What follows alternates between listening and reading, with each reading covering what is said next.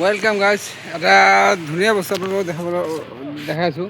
আমি যে মেপত দেখা পাওঁ, গুগল মেপত ধৰক ৰাস্তা, মানুহৰ ঘৰবোৰ, সেইটো দেখাৰ মেইন বস্তুটো হৈছে এইটো। যিখন হৈছে এই গাড়ীখন। এই গাড়ীখনৰ ওপৰত যে কেমেৰাবোৰ দেখা পাইছে, এই কেমেৰাৰ ফলতে আমি চব বস্তুবোৰ দেখা পাওঁ। এইখনেই সেই গাড়ী